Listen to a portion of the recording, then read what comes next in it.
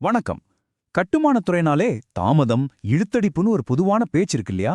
அந்த பழங்கதைய ஏஐ, அதாவது செயற்கை நுண்ணறிவு, எப்படி தலைகளா மாத்திட்டு இருக்குங்கிறத பத்தின ஒரு சுவாரஸ்யமான அலசலுக்கு உங்களை வரவேற்கிறேன். முதல் ஸ்கெட்ச் போடுறதுல இருந்து சைட்ல கான்கிரீட் ஊத்துற வரைக்கும் எப்படி ஒரு மிகப்பெரிய புரட்சி நடந்துட்டு இருக்குன்னு வாங்க பார்க்கலாம்.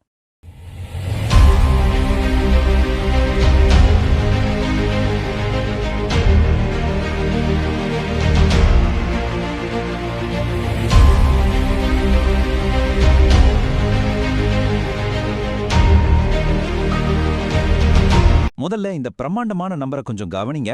3100 கோடி டாலர்கள். நம்ப முடியலையா? ஆனா இதுதான் நிஜம். அமெரிக்காவில் மட்டும் சரியான டேட்டா இல்லாததாலையும் தகவல் தொடர்புல ஏற்படுற குழப்பத்தாலையும் கட்டினதே இடிச்சிட்டு திரும்ப கட்டுறதுக்கு ஆகிற வீண் செலவு இது. நினைச்சு பாருங்க, ஒரு வருஷத்துக்கு இவ்வளோ பெரிய தொகை சும்மா வீணாகுதுன்னா கண்டிப்பா இந்த துறைக்கு ஒரு மாற்றம் தேவைதானே. துறையின் பில்லியன் டாலர் பிரச்சனை மற்றும் கட்டுமானத்துறைக்கு ஏன் ஒரு மாற்றம் தேவை? பல வருஷங்களா எந்த பெரிய முன்னேற்றமும் இல்லாம தேங்கி கிடக்கிற இந்த துறைக்கு ஏன் திடீர்னு ஒரு பெரிய ஷாக் தேவைப்படுதுன்னு இப்ப பார்க்கலாம்.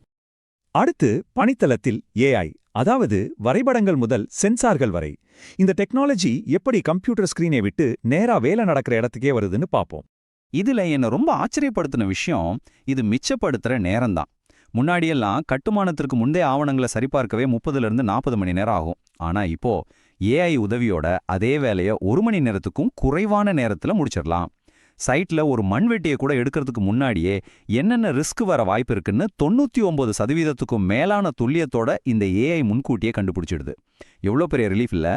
இது ஏதோ பேப்பர்ல நடக்கிற மேஜிக் மட்டும் இல்லைங்க. நிஜமாவே சைட்ல என்ன நடக்குது தெரியுமா? செங்கல் அடக்கும் ரோபோக்கள், டிரைவர் இல்லாம தானாகவே இயங்குற புல்டோசர்கள், 3D பிரிண்டிங் மூலமா உருவாகிற கான்கிரீட் சுவர்கள், அப்புறம் ட்ரோன் வச்சு பண்ற சைட் சர்வேக்கள், இதெல்லாம் ஒரு காலத்துல சயின்ஸ் ஃபிக்ஷன் படத்துல மட்டும்தான் பார்த்திருப்போம். ஆனா இன்னைக்கு இதுதான் நிஜம். பல நாட்கள் எடுக்கிற மேப்பிங் வேலையெல்லாம் இப்போ கண்ணு மேய்க்கிற நேரத்துல நடந்து முடிஞ்சிடுது. இப்போ இதோட இன்னொரு முக்கியமான பக்கத்தை பார்ப்போம். அதுதான் பாதுகாப்பு. சைட்ல கம்ப்யூட்டர் விஷன் சிஸ்டம்கள் கேமரா மூலமா கவனிச்சுட்டே இருக்கும். யாராவது ஹெல்மெட் போடாம போனாலோ இல்ல ஆபத்தான மிஷின் பக்கத்துல நின்னாலோ உடனே ரியல் டைம்ல அலர்ட் பண்ணிடும். விபத்து நடந்த பிறகு ரிப்போர்ட் எழுதுறதை விட விபத்தையே தடுக்கிறது எவ்வளவோ மேல் இல்லையா? இதனால தொழிலாளர்களுக்கும் பாதுகாப்பு உறுதி செய்யப்படுது, கம்பெனிக்கு இன்சூரன்ஸ் செலவும் ரொம்பவே குறையுது. அதே மாதிரி மிஷின் மெயின்டெனன்ஸ் விஷயத்திலையும் ஒரு பெரிய பிரேக் த்ரூ நடந்திருக்கு. ஒரு மிஷின் பழுதான பிறகு சரி பண்றதை விட அது எப்போ பழுதாகும்னு முன்கூட்டியே கணிக்கிற முன்கணிப்பு சென்சார்கள் முறைக்கு நாம மாறிட்டு இருக்கோம். திடீர்னு ஒரு கிரேன் வேலை செய்யாம நின்னுட்டா அதனால ஆகிற நஷ்டம் பல கோடிகள்ல இருக்கும். அதை ஏஐ ரொம்ப சுலபமா தவிர்த்திடுது. மாற்றத்தின் பின்னணியில் உள்ள எண்கள் மற்றும் அபரிமிதமான வளர்ச்சி, இது ஏதோ வந்த வேகத்துல மறையற ட்ரெண்ட் இல்லைங்க. இது ஒரு மிகப்பெரிய புரட்சி. அத இந்த நம்பர்ஸ் எப்படி நிரூபிக்குதுன்னு பார்க்கலாம்.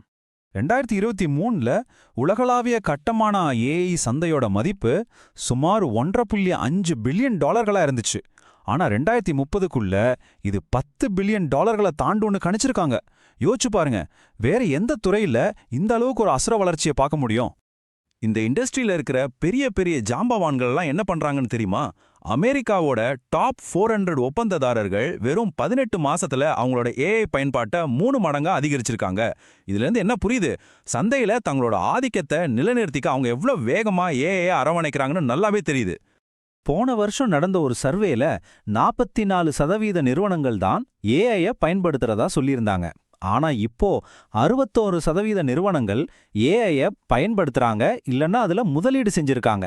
அப்போ பெரும்பாலான நிறுவனங்கள் இந்த தொழில்நுட்ப புரட்சியோட அவசியத்தை புரிஞ்சுக்கிட்டு வண்டியில ஏறிட்டாங்கன்னு சொல்லலாம். ஆனா ஒரு நிமிஷம், இந்த வளர்ச்சி எல்லாருக்கும் சமமா இருக்கான்னு கேட்டா இல்ல.